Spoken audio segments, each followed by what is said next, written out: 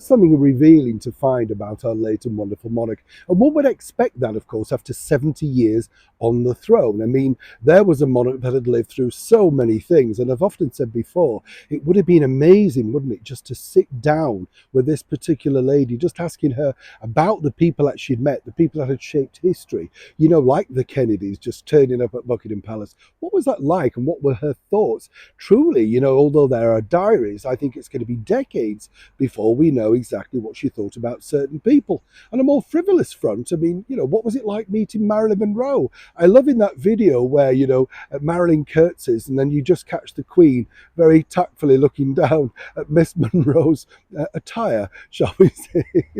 You know, I think words, eyes speak volumes, don't the ladies? You know, you're kind of like, oh, right, yeah.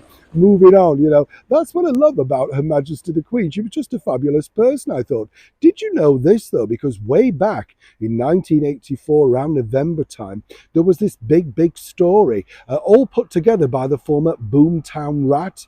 That's right, Bob Geldof, alongside Midge Ure from Ultravox. Remember Band-Aid? This was going to feed the world, save the world. Now, let's just park the fact that literally millions and millions and millions of pounds have been made from that particular charitable foundation.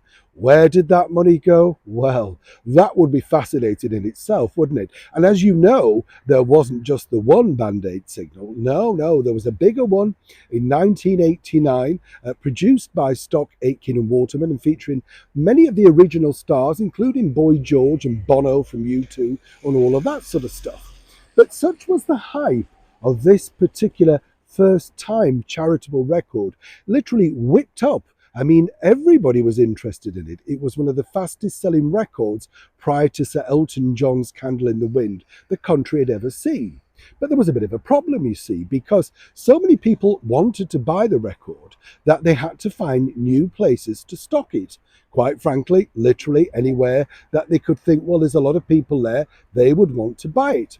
So one of the Queen's most favoured stores, Fortnum and Mason's, oh yes, that wonderful store in the very heart of Piccadilly, you know, the famous plush red carpets, not quite the same now, I have to tell you. The staff are somewhat lacking, dare I say, in service, what I've encountered anyway recently. But what was fascinating way back when, in the restaurant, they were approached as to whether they could stock and sell said Band-Aid signal. But they had to get permission, given the fact that he had a Queen's warrant, a royal warrant, from Her Majesty the Queen, as they were going to be deviating away from what they normally sold. Consequently, a call was put into Windsor and she granted that particular permission. Records were literally flying off the tables in the restaurant at Fortnum and Mason's. And so, without any fuss, without any sort of fanfare, Her Majesty the Queen quietly contributed to that wonderful charity of the day. And as I say, a lot of people forget that these things, you know, you might say, well, why wouldn't she? How couldn't she? But of course, it is royal protocol. And this was the first and only time that Fortnum and Masons have ever sold records. For those that are young who are watching this, that is a black vinyl that you put on a thing with an arm and it spun round. Sounds nuts, I know, but that was history. And so way back when, in 1984, as I say, Her Majesty the Queen once again broke royal ground, all thanks to wishing to help those in much more need. Fascinating story, don't you think? Neil Sean in the very heart of London.